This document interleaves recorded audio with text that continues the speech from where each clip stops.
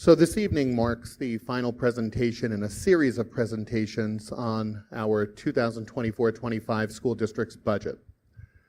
The prior presentations were made publicly during Board of Education meetings. They have been posted to our website along with several budget documents. You're welcome to visit the website to gain any of the budget information that you'd like to review, including presentations and excerpts of board meetings.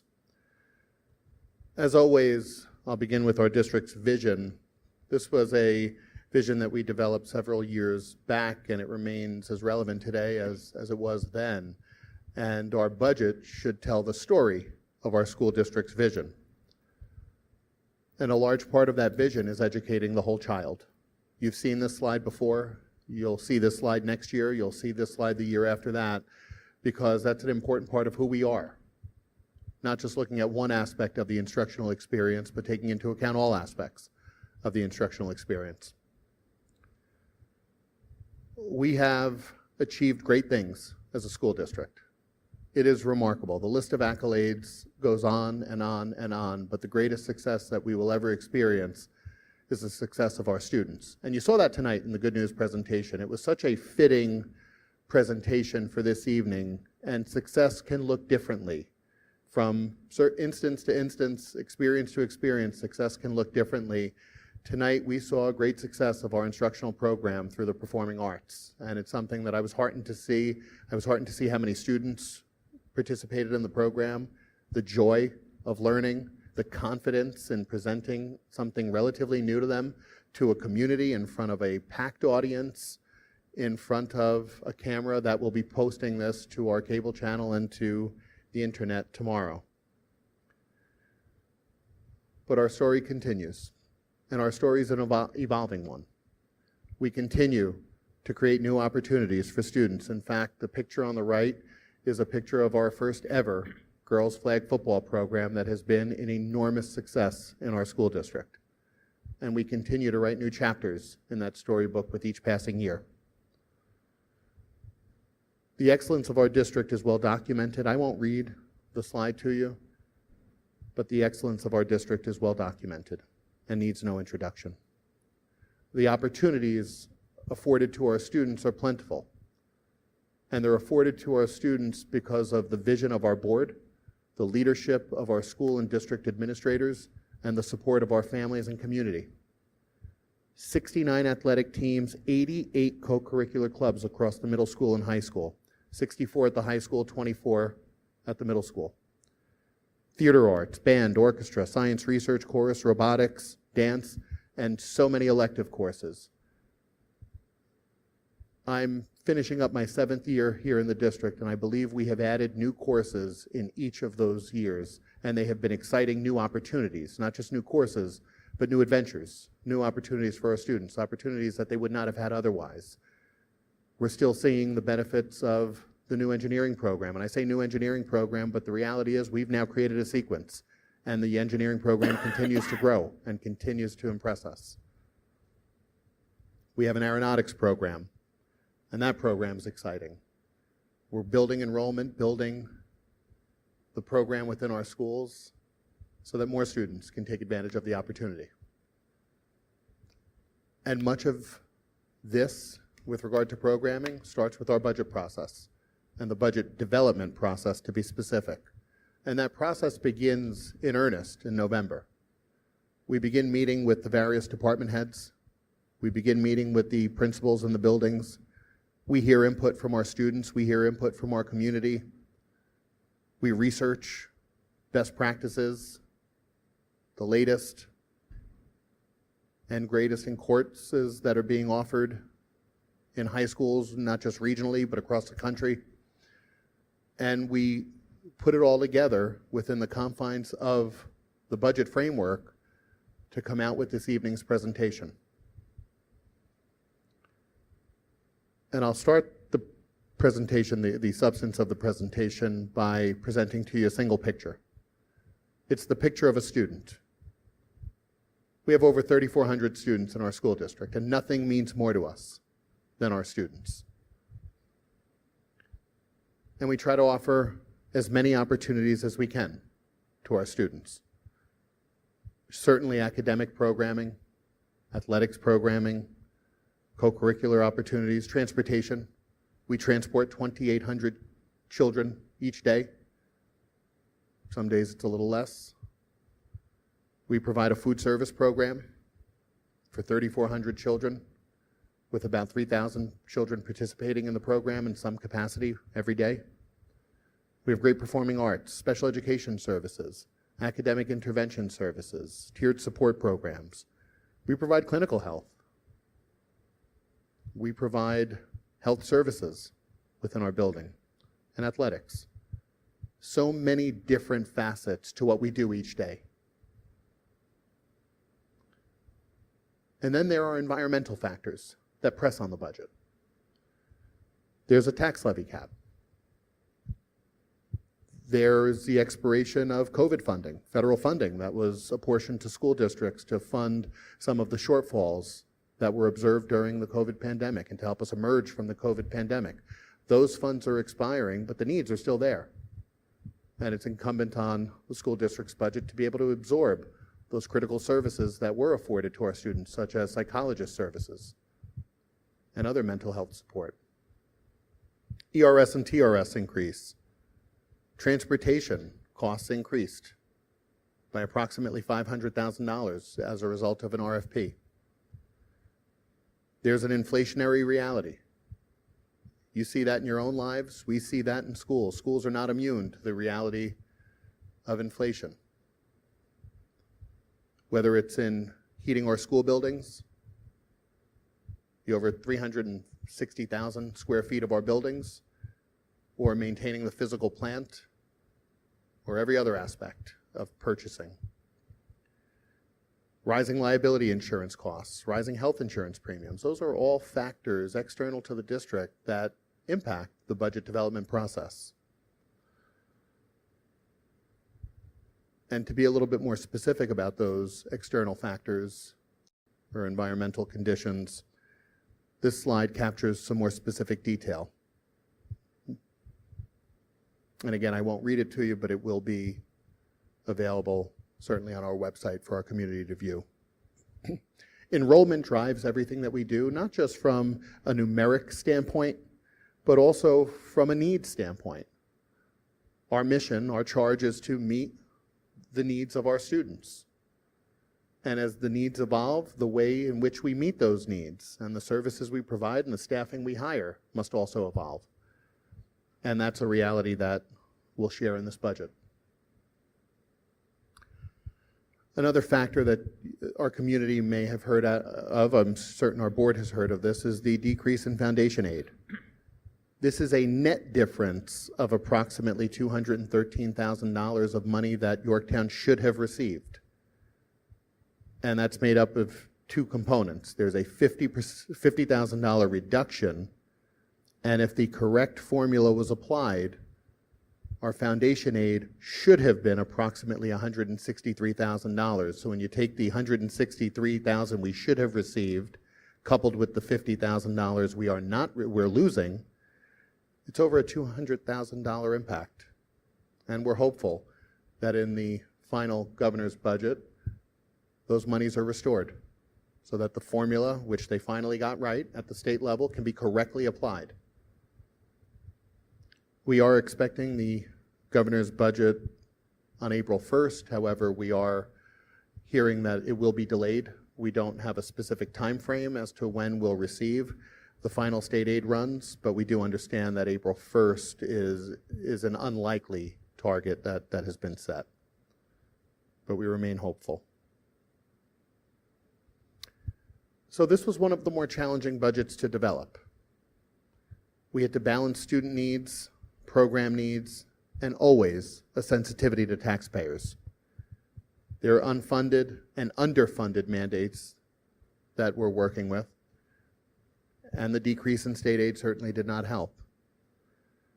And we have several of our department heads here tonight. They all realize the prioritization of our budget process. And as my team, Ms. Sanfilippo, Ms. Ammerling, and I met with each of our department heads, we had to make some really difficult choices. Many of the requests could not make it into this budget because it did not fit within our spending means. And it's very important that we design a budget that's not overly reliant on reserve funds. It's important that we design a budget that has us living within our means, that's also respectful to taxpayers, that also gets students the support and programming that they need and deserve. So this was a challenging budget, and I applaud our department heads, I applaud our building principals for taking the answer no in stride, because that was something that they heard at various points. There are items that I'll share that are included in the budget shortly, but this was challenging with regard to the prioritization of needs and ensuring that we're spending within the confines of the tax levy limit. So here are some key components to the 24-25 budget that I will be recommending to the Board of Education. And for members of our community, I just want to clarify the way the process works. This evening is the final superintendent's budget presentation. At this point, the budget is turned over to the Board of Education for their consideration, for their review, their questions. And we have the spring recess coming up. We have a week following that. And at the April 15th meeting, we anticipate that there will be a budget adoption pending any possible amendments that are made to the budget.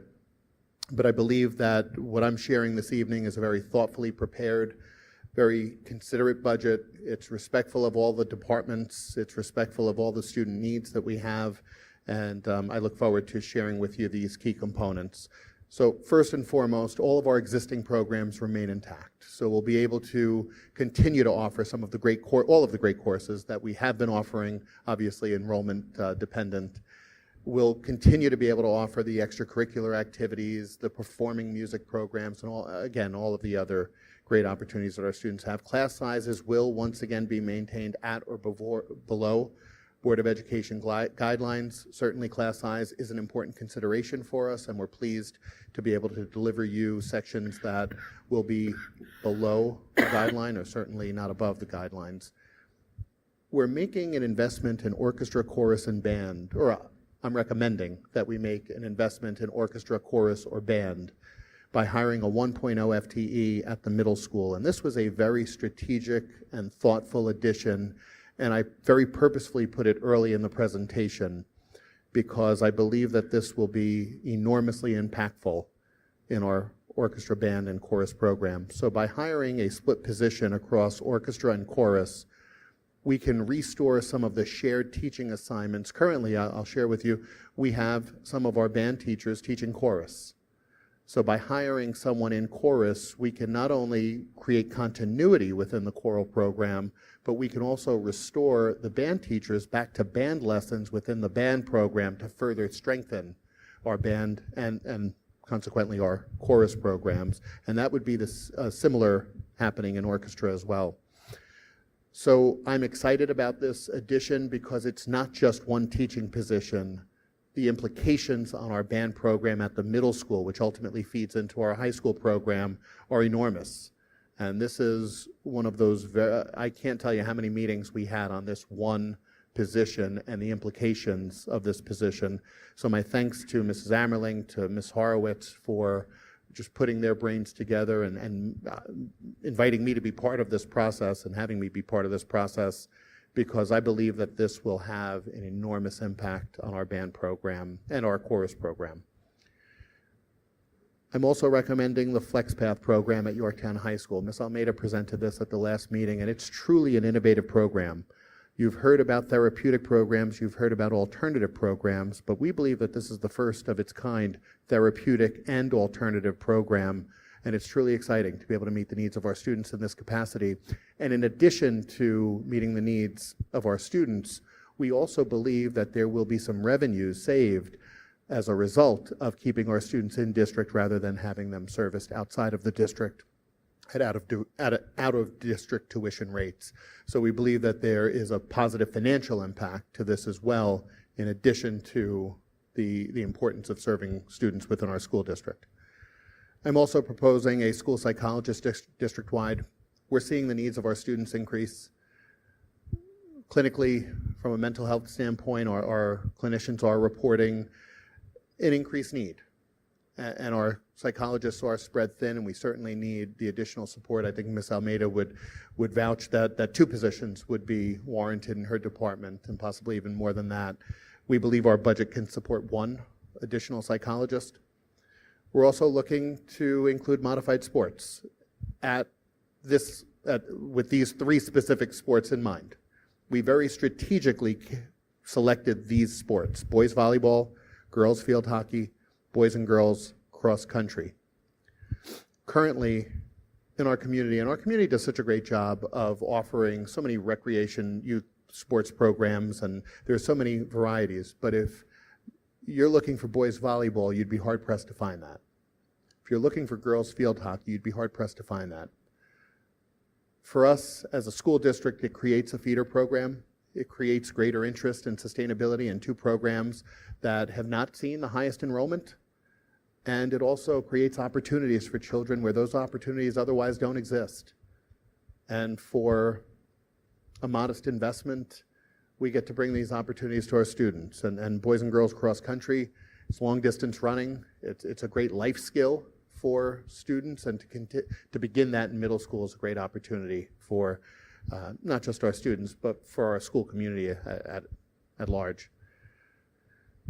I'm also proposing the trainer, strength and conditioning coach. Last year, you'll recall that we added half. We had it recommended fully, but we reprioritized the school resource officer, and very wisely prioritized the school resource officers in all of our schools, and that was a great investment that we made, and that's showing tremendous dividends at this point in our schools. So it was a very wise choice that the board made to prioritize the school resource officers. So we delayed the start of the trainer, strength and conditioning coach. That position we haven't been successful in filling mid-year. However, the half the salary is budgeted, so to fill the position on a full-time basis, we're looking to budget the other half of those monies. And as we continue to add sports and continue to add activities, whether it's girls flag football this year, whether it's a JV program to girls flag football at some point, or whether it's 3 modified sports, the one thing I do know for sure is 1 trainer is not sufficiently covering all of the opportunities that we're offering to students. With regard to some general education additions, we have some exciting thoughts at our middle school from a science standpoint. So we're looking to add 0.6 FTE of science at our middle school, and we're looking at courses in engineering, we're looking at courses in artificial intelligence, and some really exciting opportunities to bring down to our middle school to, again, create that opportunity for expansion at the high school.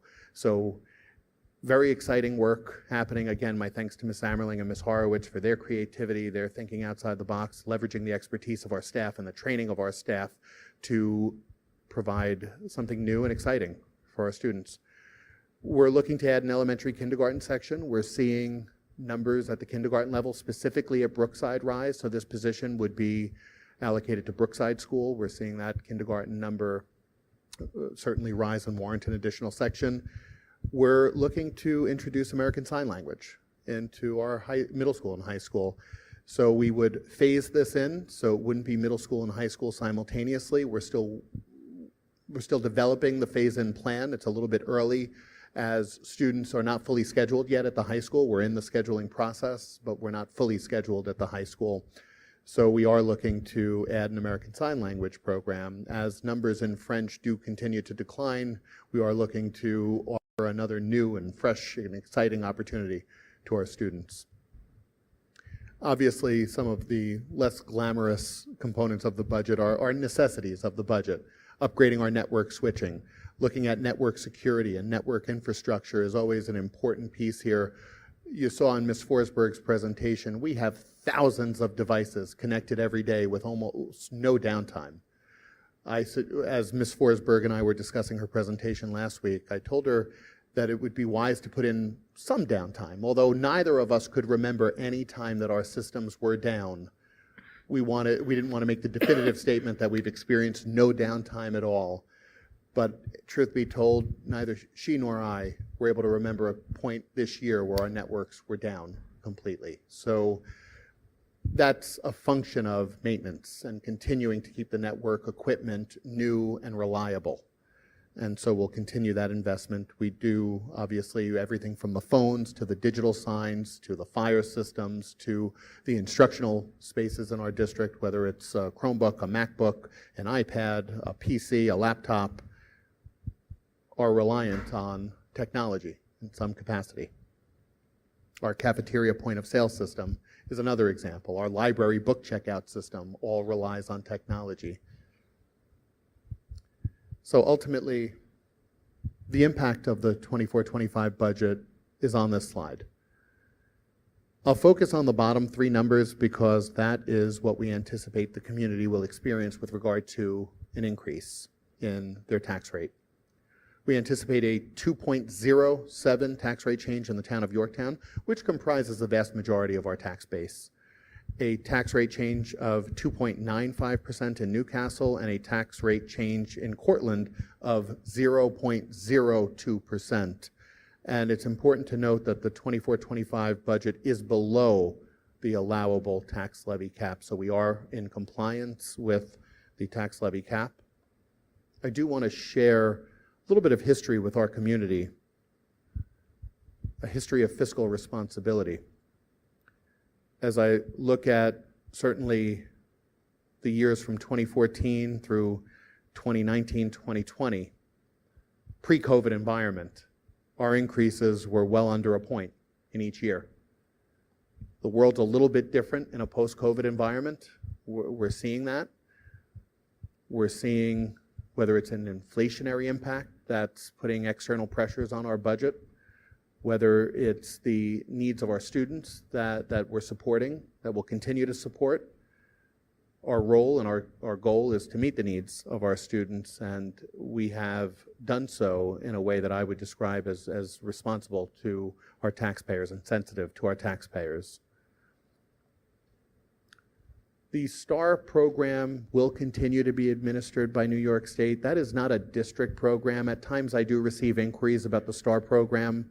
That's not something the school district is really equipped to discuss and to address with members of the community. It's a New York State program. We understand it's continuing for 2024, 2025, and it generally is dispersed in one of two ways, whether it's a direct credit or it's a rebate check. The STAR credit would generally make its way to homeowners who have their primary residence in Yorktown. And finally, the budget vote and trustee election is set for the third Tuesday in May. It's always the third Tuesday in May, May 21, 2024, 7 a.m. to 9 p.m. at French Hill School. It's the same location where the bond vote was held. And we encourage you to come out and vote. There are, in addition to the budget, there are 2 seats up for election this year. And I'll just close by just a quick thank you to Ms. Sanfilippo and the business office, because the level of detail that we worked through in preparing this budget was not easy. It was burdensome, it was cumbersome, but our students deserve that level of attention and deserve that level of scrutiny. And they certainly received that. And our community certainly received that level of scrutiny in this budget. Each department head went through a series of meetings to present their budget, to come back with answers to questions that we had, to refine their budget, refine it again, from athletics to technology. Each of our departments were certainly scrutinized. So Ms. Sanfilippo, I just want to thank you and your department for everything that you did to bring this budget to life and to ensure that we're in compliance with the tax cap and still delivering the services to our students. That concludes the presentation that I have. I'm happy to take any questions that the board has. Okay. So before I turn over to questions, I just want to thank you, Dr. Hatter, as well as Ms. Sanfilippo and Ms. Amerlane and the entire administrative team, because the budget starts almost as soon as school starts. So you don't even get a chance to start spending this money, and you're already planning for next year. So we know how much hard work it went in, and we really thank you for all of that. Lisa, do you have questions? Thank you for the presentation, Dr. Hatter. Could you explain a little bit more about what you mean by the foundation aid decrease, what that's all about? Yes, absolutely. And I thank you for asking that question because I think it's an important one for our community to hear and to advocate for. The formula that the state uses to determine a school district's foundation aid was theoretically fixed. And what does that mean? Well, the formula takes into account so many different variables, and for years there was an argument that school districts were underfunded. Yorktown was one of those districts that was underfunded. There was legislation that was passed to apply the formula that they had on the books, not necessarily to change it, but to just start using the formula. And that resulted in Yorktown receiving $2.5 million in additional foundation aid in one year, and then $2.5 million in additional foundation aid last year. So we were right-sized. The formula was being applied. Yorktown was finally receiving its fair share of state aid. And what the governor did in her proposed budget is she adjusted the inflation factor. There's a number for inflation that should have been used, a percentage. 4.1% is what should have been used. And Ms. Sanfilippo, you'll correct me if I'm misspeaking at any point. 4.1% is the inflationary factor that should have been used if the formula was correctly applied. I believe she used a formula that was about 2.4%. And so just when the formula was fixed, and we're excited now that school districts are getting their fair share, there were two things that happened. An inflationary factor that's not reflective of the world today was used, and there was a save harmless that ensured school districts would not receive less funding than they did in the previous year. So the save harmless hurts us a little bit because obviously we're getting less than we did the previous year, but what really harms us is the inflationary factor that was used is lower than the number that should have been used in the formula. Had the higher and more accurate percentage been applied, we believe that our funds would have, rather than decrease by $50,000, we would have had an increase in $163,000. So currently in our budget, and I think this may go to the next question, currently in our budget, we're reflecting a $50,000 decrease.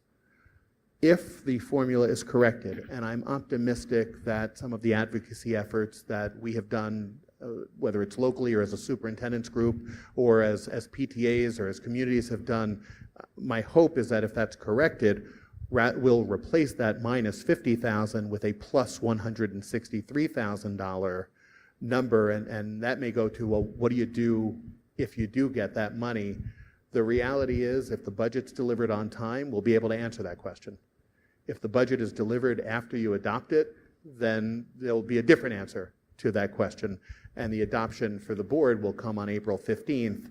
And so we're hopeful that we will get that increase prior to April 15th. So prior to your adoption, we can discuss how those monies are used. And if we don't have that answer prior to April 15th, then we'll just be having a different conversation once we do receive the answer.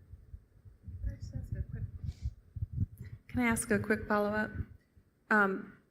So when you talk about the application of the formula, that's not something we at Yorktown School District are doing, right? This is something that's being imposed upon us. Correct. It's a state formula that's applied to school districts across the state, and there are wealth factors, there are student growth factors, there are so many different indicators that are used, but you're absolutely right. This is not a school district formula. It's not the school district that created the formula, that applied the formula, that determined the outcome of the formula. We receive a number that's based on a formula that's being applied at the state level. Thank you. Cheryl? Yeah, I have a question about unfunded and underfunded mandates. You speak of unfunded and underfunded mandates in the presentation. Can you give us some examples, talk a little bit more about both of those and how they affect us as a district? Sure. I'll use one in particular, and I'll talk about the retirement system, the teacher retirement system and the employee retirement system. The ERS portion is going up, and that's your non-certificated staff. That's office staff, custodial workers, it's whether it's teacher aides, nurses, so essentially the non-instructional staff. That's going up by $250,000, and the school district doesn't have much of a say in that. We don't have any say in that. The teacher retirement system is going up by $200,000. So it's $450,000 that's being absorbed in new monies within our budget. And that's just one example. We can probably rattle off dozens of unfunded or underfunded mandates that we have. But I feel that that's just probably the largest piece and the most pertinent piece to the conversation tonight. But it's about $500,000 in a mandate that we have no control over. Thank you. Rashmi? So my question is actually for Ms. Forsberg, but I had another question when she was here, so I'm sorry to ask, but I know you're very well equipped. So I have a question on the technology component in next year's budget.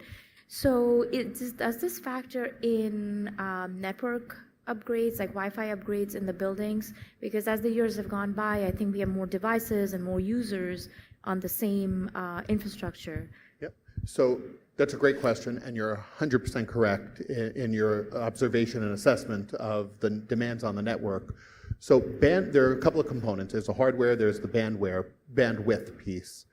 From a bandwidth component, we increased our bandwidth during COVID and certainly during hybrid when there were so many students who were remoting into the classroom. So from a bandwidth perspective, we do monitor that, and we're in great shape when it comes to bandwidth. But with regard to the switches, and for many in our community, we would equate this to a highway. And you can have the greatest bandwidth of all, but if it's one lane getting out of the school, then you'll have a traffic jam. So we have expanded our network switching capabilities to provide more reliable Wi-Fi access, greater coverage across the building. Cell service continues to be spotty in the high school. That's something we're working on and getting quotes to provide cell boosters within the building. So that's another component of online access, because many of the students do use their own device that are not connected to our Wi-Fi and network. But yes, this does include investments in our network switching, but not in our bandwidth capabilities. That we believe we're sufficient in. Wonderful, thank you. Mike?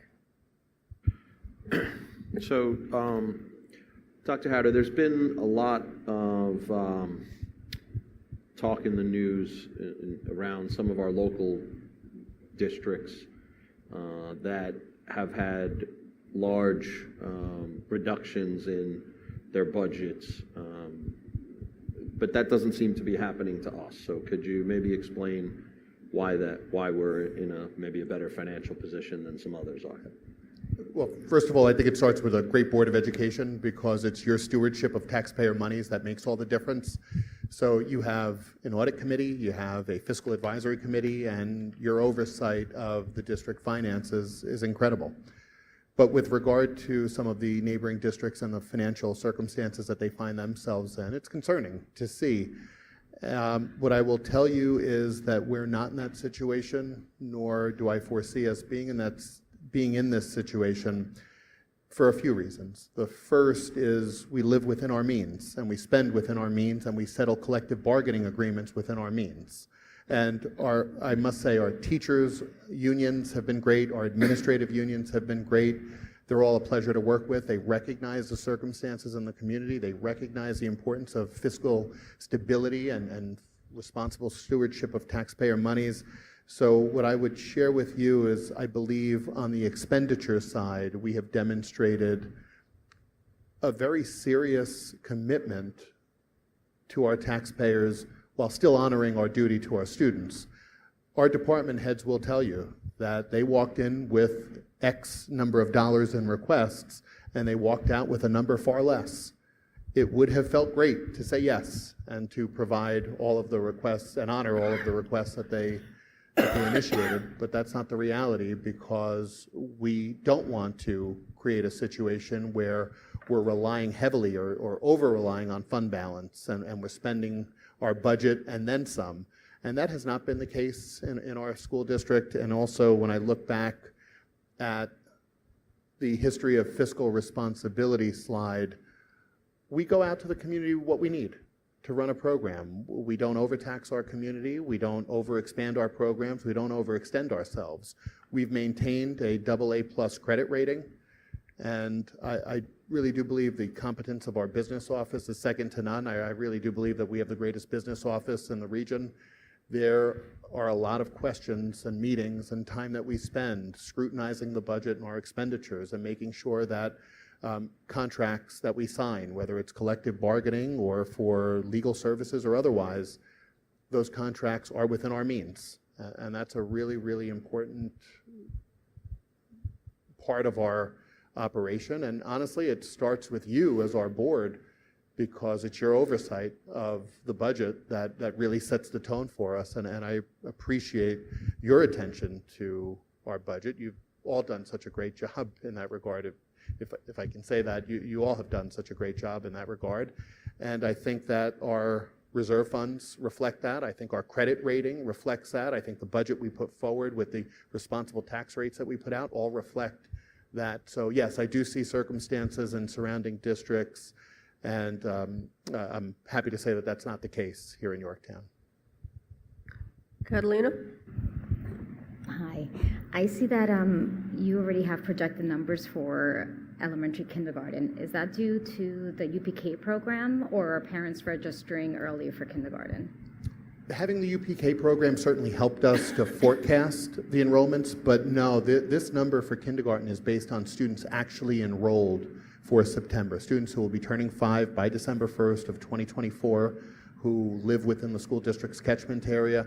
So I think the pre-K having pre-K helped us to forecast what will be, but the numbers that we're providing to you tonight that would, or the increase in, and I can provide the class size breakdowns certainly to you, but the increase that we're projecting are based on actual students who have registered for our program and have cleared registration. Pete? When you look at, you showed the history over the last 10 years, and I think when the community looks at that, they're going to say, oh, that's the largest increase we've seen in 10 years. But I do think when you look at over the last year, just as a homeowner, as a person, a 2.75% increase is a lot more than I think, at least I know I've seen in my own living expense and things like that. My question is there, I know there's many things that make up the budget, but can you identify maybe one or two things that you think is really driving why it's 2.75%? Because as we've kind of gone through it, we know it could have been a lot higher than that. Yeah. That's a great point. It could have been so much higher. The main drivers of the budget are a $500,000 transportation increase on an RFP. So when you look at the tax cap, so we're at 2.07 in the town of Yorktown. Although the budget to budget's 2.75, the impact that it'll have on the average home in the town of Yorktown, which comprises about 97% of our tax base, is 2.07%. So, and I think you said it correctly and very well, that in my home, it feels like everything has gone up by more than 2%. Whether it's grocery bills, home heating oil, gas for the car, it feels like everything's more than 2% higher. So the fact that we're able to back into a 2.07% number, a 2% number, is, I think, a testament to some of the efficiencies that we were able to find. Because when we look at the levy increase is about $1.6 million. So with $1.6 million to meet the demands of a $500,000 increase in our transportation costs, a $600,000 increase to our health insurance, a $450,000 increase to TRS and ERS, $68,000 if we want to be precise, $68,000 increase to our liability insurance. That's one of those numbers that you just don't think will go up by that much in any one given year, but $68,000 in liability insurance.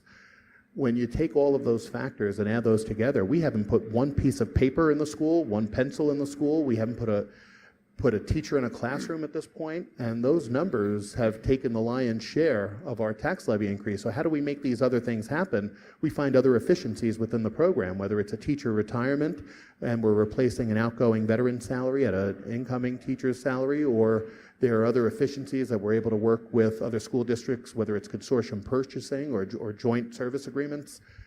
The remainder came through some efficiencies that we were able to realize and some creative budgeting that certainly is just very thoughtful and very scrutinizing of every other expenditure within the district, because the reality is, and I'm so glad you mentioned this point, Peter, that $1.6 million of tax levy increase was eaten up very quickly by things that were outside of our control.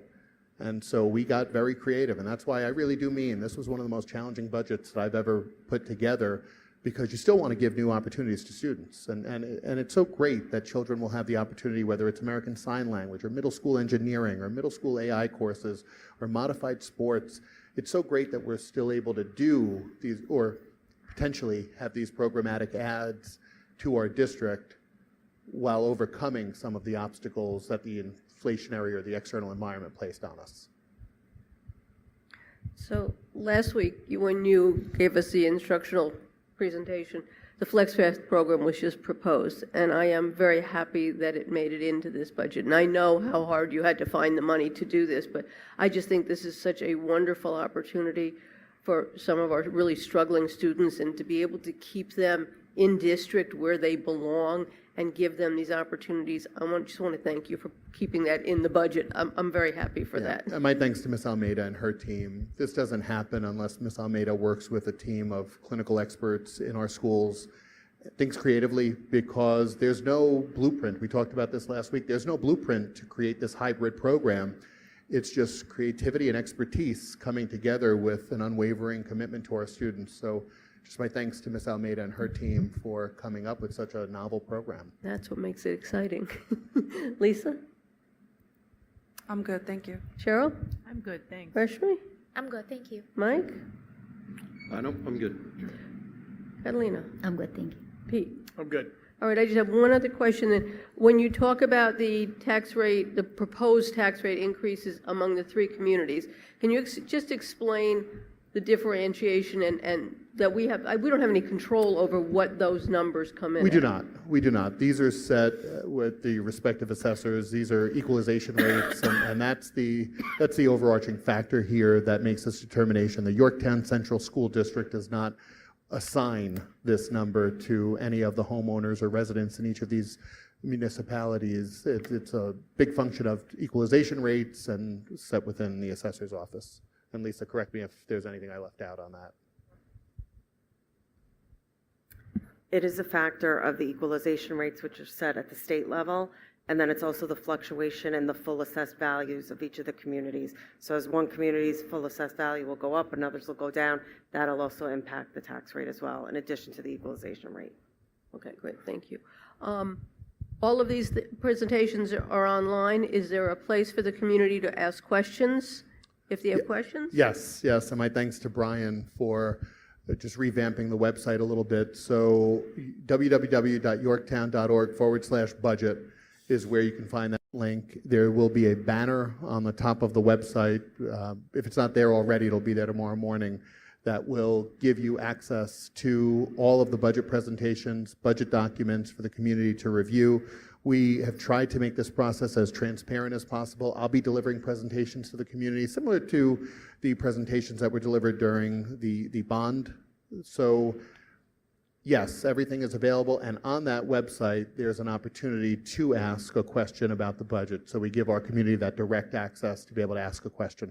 And did you do similar to the bond website, have a list of frequently asked questions, because we That's know under what those development are? as well, yes. Perfect.